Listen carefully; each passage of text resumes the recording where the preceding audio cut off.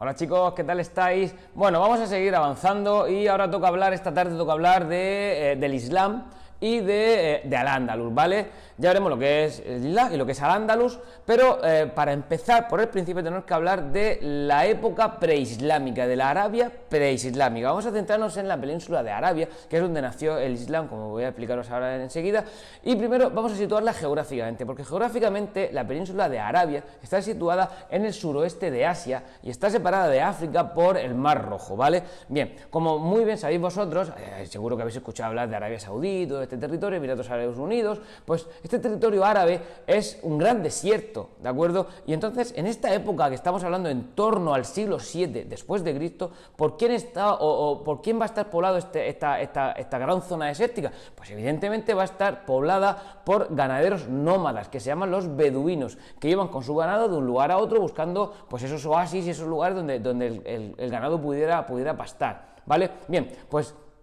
también es verdad que había dos ciudades importantes, que tenemos que hablar de ellas, que son la ciudad de la Meca y la ciudad de Yadrib, que posteriormente se conocerá con el nombre de Medina, que son las dos ciudades más importantes que había en Arabia en este momento, y eran ciudades que estaban dirigidas por los mercaderes, por comerciantes, ¿vale? ¿Por qué? Porque Arabia está situada en el centro de la ruta entre Europa y Extremo Oriente, entonces ellos eran los intermediarios comerciales entre un lugar y otro, y era la forma en la que se ganaba principalmente la vida en un lugar donde, si os dais cuenta, la agricultura evidentemente no va a ser el motor de la economía como hasta este momento hemos visto que se estaba produciendo en otros puntos europeos. Allí es que la agricultura, pues salvo en algunas zonas fértiles que estaban, por ejemplo en las zonas costeras, sí que había algunas zonas un poco más fértiles, en las zonas desérticas evidentemente no es el lugar idóneo para cultivar, ¿vale? Vamos a ver, ¿qué religión tenían estos pueblos preislámicos? Estos pueblos preislámicos, estas tribus tenían adoración a ídolos y a fuerzas de la naturaleza. Y una de esas fuerzas, uno de esos ídolos, era la famosa piedra de la Kaaba. Es una piedra negra de basalto que a día de hoy el mundo musulmán sigue venerando, que estaba situada en la ciudad de la Meca. Y era muy importante porque todas estas tribus realizaban un peregrinaje hacia esa piedra, que a los comerciantes les venía muy bien. A los comerciantes les viene muy bien que la gente venga a venerar una piedra porque así comercian mucho más y tienen mucho más productos para vender. Estamos hablando de que es una cultura donde el comercio, como he explicado, es el comercio básico, ¿de acuerdo? Es la base de la economía. Ahora bien, en el año 570, en la Meca, nació Mahoma. ¿Mahoma a qué se dedicaba? Mahoma continuó con el negocio familiar que era los caravansarios. Era un caravansar, era uno de los comerciantes que traía productos de Extremo Oriente y luego eran vendidos pues en la Meca o en cualquier otro punto. Era un comerciante. Y él, la verdad, es que en todos estos viajes él vio otras religiones, como por ejemplo vio el judaísmo, vio el cristianismo. Entonces, bueno, pues él llegó un momento en el que una vez retirado de su vida de caravansar, porque se casó con una viuda adinerada, pues en el año 610 pues sintió la llamada de Alá, ¿vale? Él consideró que Alá se había puesto en contacto con él para que se convirtiera en profeta y en mensajero de una nueva religión, en este caso que se iba a llamar el islamismo. Y es desde ese año, desde el año 610, poco a poco se convirtió en profeta y en mensajero y fue transmitiendo el mensaje que supuestamente le había transmitido a Alá, ¿vale? Bien, ¿cuáles son los siguientes pasos? Bueno, pues una religión que entre el año 610 y 622 va creciendo poco a poco hasta que definitivamente en el año 622 tiene que huir de la Meca porque los mercaderes no lo quieren. Vale, los mercaderes, mira, hay que entenderlo, en parte. Los mercaderes no quieren que nada cambie, es decir, tú de pronto estás hablando o predicando sobre una nueva religión que puede ir en contra de los intereses de esos mercaderes. Por lo tanto, como no estaban de acuerdo, pues lo expulsaron, ¿de acuerdo? Esa expulsión de Mahoma de la Meca y su huida hacia Medina se denomina la Égira, y para los musulmanes es un momento muy importante porque es el origen del calendario musulmán, tal cual para los cristianos es el año cero, el nacimiento de Jesús. Bueno, pues para los musulmanes el año 622 es su año cero y ahí empieza lo que es el calendario musulmán, ¿vale? Bueno, vamos a ver ahora un poco más, vamos a ver cuál es la religión islámica o qué era lo que predicaba Mahoma. Mira, evidentemente los musulmanes tienen que creer en un solo Dios, una religión monoteísta. Hay que decir que cogen muchas cosas, tiene muchas cosas en común con la religión judía y con la religión cristiana, con el cristianismo, y para ellos la doctrina básica está reunida en un libro, que es el libro sagrado, que es el Corán que se ve complementado con otro que se llama la Sunna, que es el libro donde se habla de las hazañas o de la vida de Mahoma, que es su profeta, ¿vale? Mirad, para establecer la doctrina religiosa, el Islam tiene 5 preceptos básicos, ¿vale?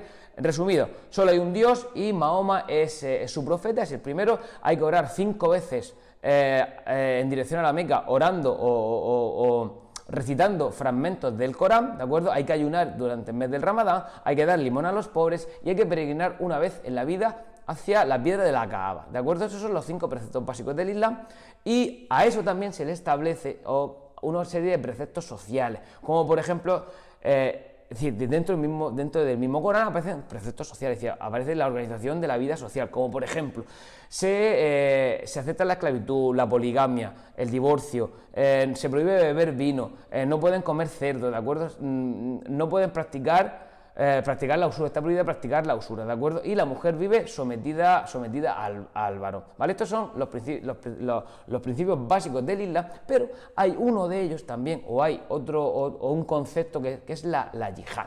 ¿Vale? La yihad es la guerra santa, no es terrorismo, es la guerra santa y es la expansión y el acercar hacia otros pueblos o el combatir a los infieles. Es decir, cualquier persona que para ellos no fuera dentro de la religión islámica era un infiel, por lo tanto tú tenías que conquistar esa zona en lo que se llama la guerra santa. Y la guerra santa, esta expansión del Islam empezó en la propia época de Mahoma. Es decir, Mahoma ya empezó él a expandir su territorio, es decir, desde el mismo momento en el que en el año 630, desde Medina conquistan la Meca, es decir, ya han conquistado la ciudad de la que ha sido expulsado y de la ciudad es su ciudad natal. Por lo tanto, la propia Guerra Santa ya empieza ahí y poco a poco empiezan a expandirse por toda Arabia y por todo Oriente Próximo, ¿vale? ¿Quién se expande? Mira, en el año 632 muere Mahoma y le suceden sus fieles se quedan al cargo de pues, lo que es esta guerra santa y esta expansión del islamismo, y es lo que se conoce con el nombre de los 4 primeros de los califas electos, ¿de acuerdo? Que realmente son 4 personas que suceden a Mahoma y, por ejemplo, se expanden por Siria, por Palestina, por Egipto, es decir, que está triunfando esta guerra santa y esta expansión del mundo musulmán, ¿vale? A partir del año 661 podemos centrarnos ya en la evolución política, porque sí que se produce un gran salto cualitativo y cuantitativo dentro de este califato. Primero, a partir del año 661 llega al poder la familia Omeya. La familia Omeya, ¿por qué hablo de familia y no de califas electos? Porque los omeyas establecen como dijéramos, una monarquía hereditaria, ¿de acuerdo? Un califato hereditario. Y ellos ponen la capital del califato en Damasco, ¿de acuerdo? Que eso está en Siria. Y a partir de ese lugar, es su centro de operaciones, van a seguir expandiéndose. Mirad, van a llegar a las puertas de Europa. De hecho, en el año 711 invaden la península ibérica, son derrotados en el año 722, como vamos a ver, son rechazados por Don Pelayo en la batalla de Covadonga, pero es que siguen hacia Europa. Lo que pasa es que son derrotados en la batalla de Poitiers por los francos en el año 732, y ahí es el punto máximo de expansión por la zona occidental, pero es que llega hasta las puertas del Imperio chino. Es decir, imaginaos la impresionante expansión que se ha producido bajo la familia de los omeyas. Los omeyas, repito, son califas que ya no se eligen, no son califas electos, son califas hereditarios, ¿vale? Bien, ¿qué ocurre? Y es que este es uno de los grandes problemas del mundo musulmán, y en este caso del califato. Es que este califato de Damasco, pues tiene muchísimas intrigas palaciegas, muchas familias quieren tener el poder, hasta que en el año 750 se produce el asesinato de un califa omeya, ¿de acuerdo?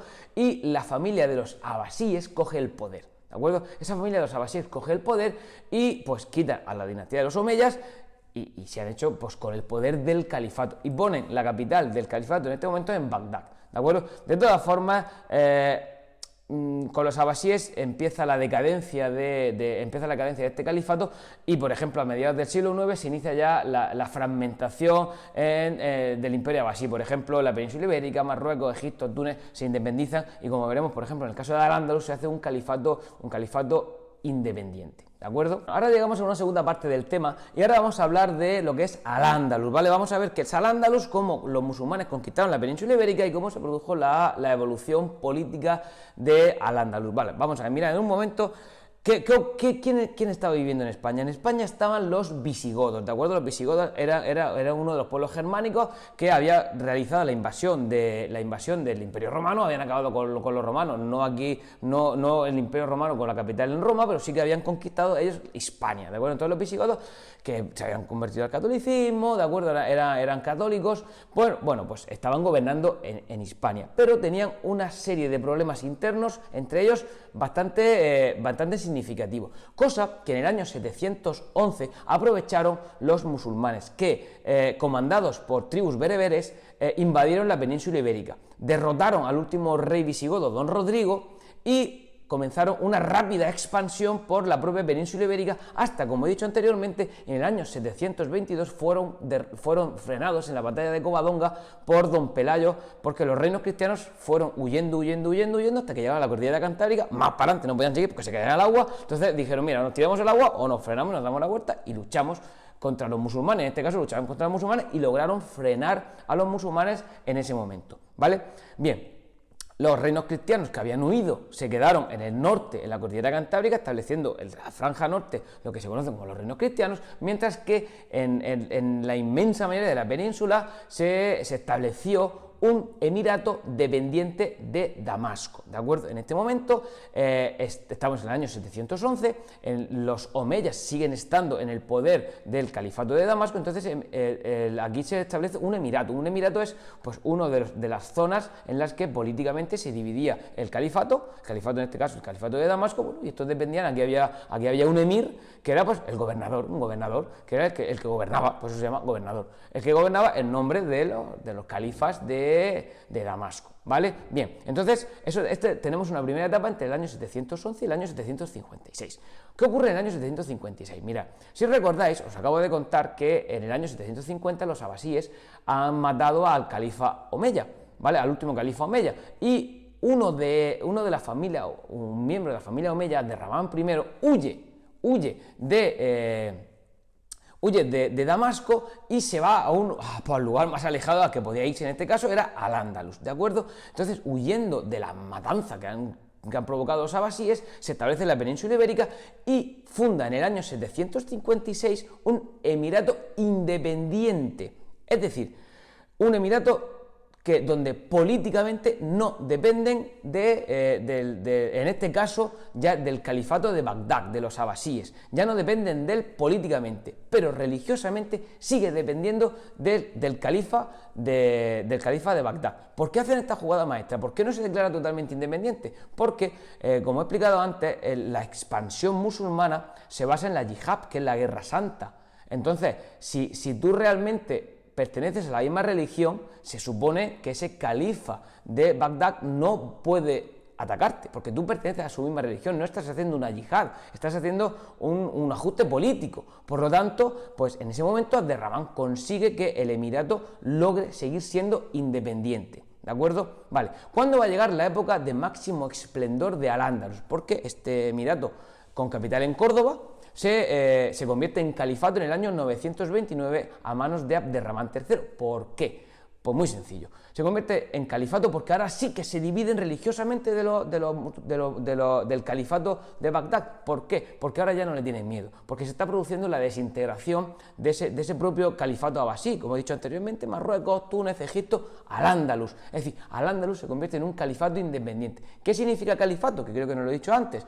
Que está en manos de un califa. Un califa es el líder religioso y es el líder político de un territorio, ¿de acuerdo? Entonces, en este caso, Abderramán III, desde el año 929, va a convertir Córdoba y lo que es Al-Ándalus en un califato independiente, que es el califato de Córdoba, ¿de acuerdo? Época de máximo esplendor. Mirad si fue una época de máximo esplendor, que fue hasta respetado por Europa y fue aceptado por los reinos cristianos europeos. Y los reinos cristianos españoles que estaban en el norte estaban sumisos a este califato y de hecho le pagaban una serie de impuestos para que no los invadieran.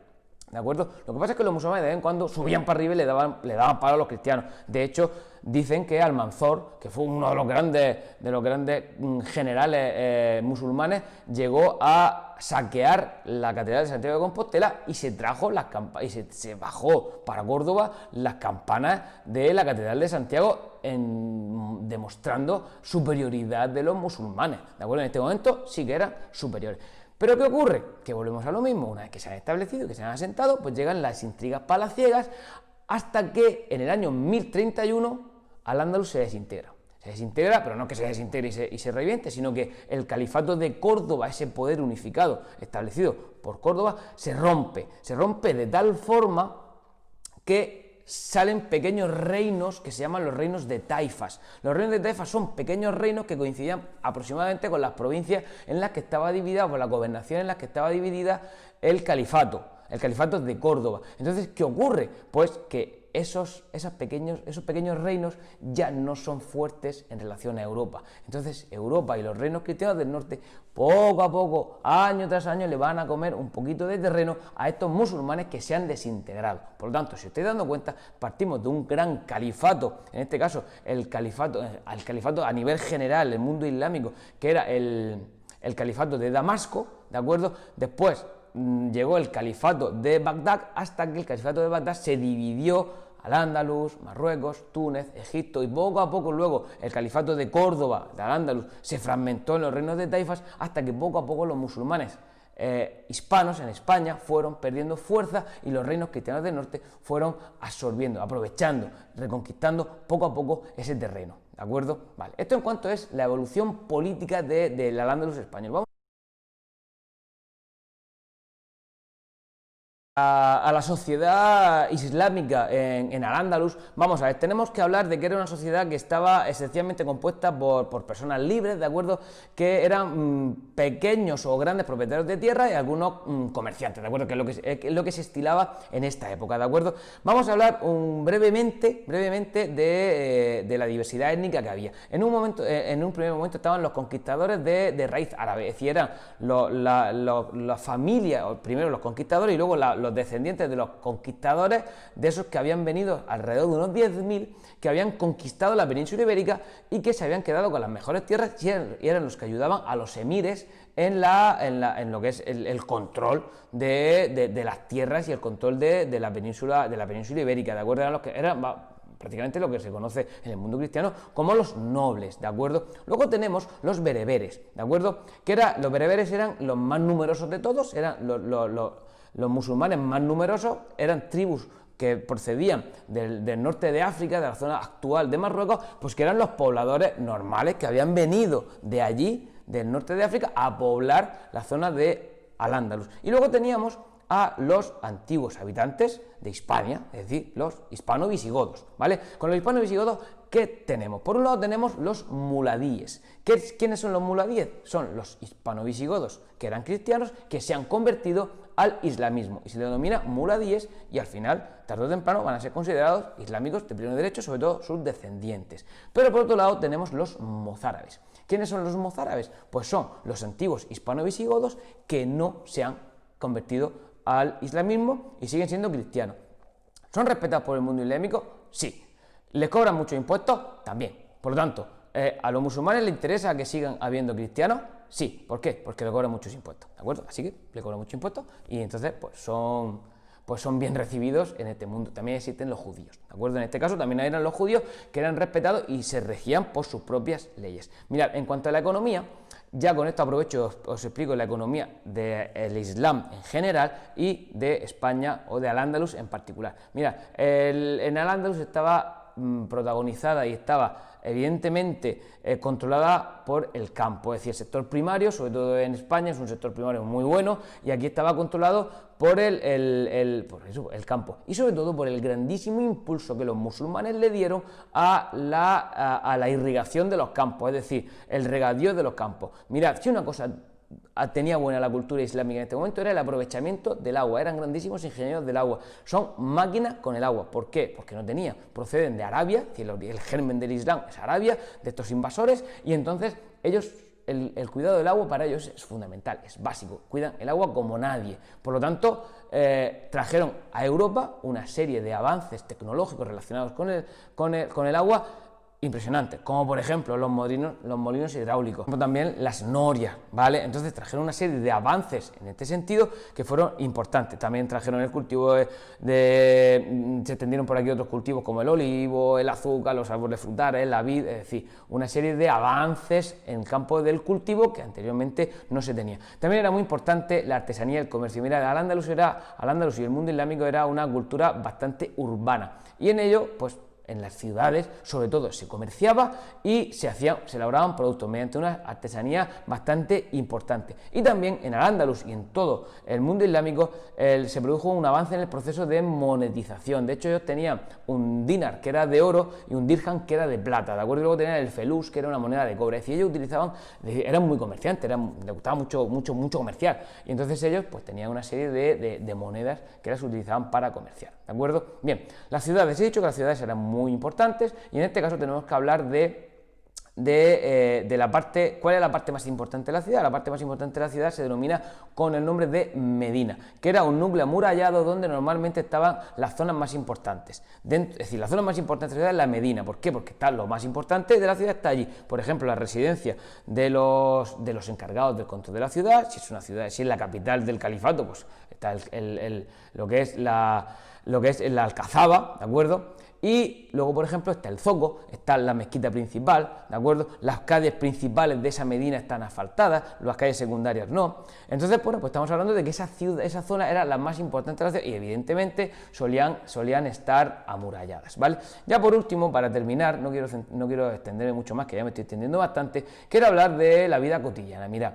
los musulmanes las ciudades musulmanas tenían un ambiente bullicioso, porque los musulmanes, si os dais cuenta, están en zonas climatológicas favorables, por lo tanto ellos hacían mucha vida fuera de su casa, fuera de los muros de su casa, aunque para ellos la casa también era muy importante. Solían tener 2 pisos con un patio interior a imagen y semejanza de los patios romanos, ¿de acuerdo?